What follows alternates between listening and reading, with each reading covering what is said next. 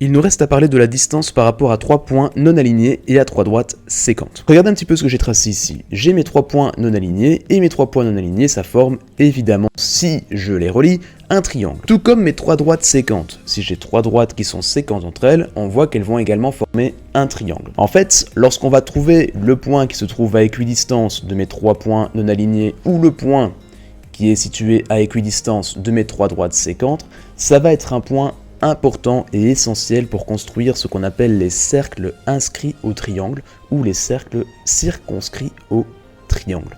On va d'abord commencer par retrouver le point qui est situé à équidistance de mes 3 points non alignés. Et comme lorsqu'il s'agissait de 2 points, je vais m'amuser à tracer une médiatrice. J'aurai ainsi l'ensemble des points situés à équidistance de A et de B.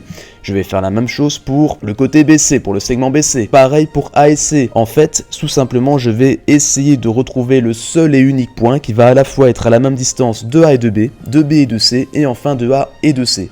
Et pour ce faire, je vais simplement construire 3 médiatrices. Une fois tracé, je me rends compte qu'effectivement, il n'y a bien qu'un seul point de contact. Je vais l'appeler le point P, qui se trouve donc à équidistance du point A, du point B et du point C. Passons maintenant aux 3 droites. Je vais cette fois-ci, comme pour les 2 droites séquentes, à chaque fois tracer la bisectrice de 2 droites à la fois. Si j'ai l'ensemble des points situés à équidistance de ces 2 droites-ci, de ces 2 droites-ci et de ces 2 droites-là, j'aurai en principe le point unique qui est situé à équidistance des 3 droites séquentes. Donc c'est parti, construisons les bisectrices. Il n'y a encore une fois qu'un seul point d'intersection. Cette fois-ci, je décide de l'appeler le point R. Et ce point R est le point qui est situé à équidistance de mes 3 côtés du triangle. Et ce point R est situé à équidistance des 3 droites séquentes. À présent, si je veux parler des cercles inscrits et circonscrits, il me suffit, dans chacun des cas, de tracer quelques rayons. En fait, je pourrais en tracer 3.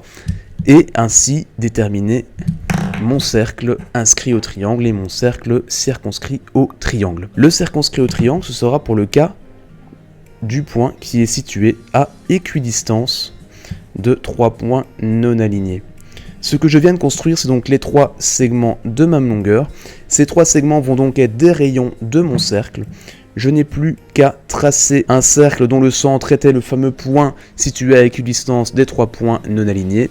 Et je prends le rayon que je veux et je trace mon cercle. Voilà, j'ai donc un cercle circonscrit à mon triangle. Attention qu'il y a parfois des petits millimètres d'erreur, c'est normal, on travaille avec, des crayons, etc., qui ont une épaisseur, et donc forcément on peut parfois avoir ce petit millimètre d'erreur qui fait qu'on passe juste à côté du point, ou voilà, c'est pas très très grave tant que ça reste qu'un petit millimètre, quoi.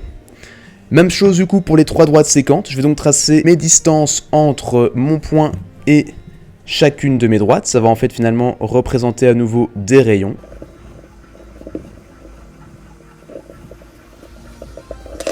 Et je n'ai plus qu'à tracer un cercle dont le centre est le point R et dont le rayon est l'un des 3 rayons rouges que je viens de tracer.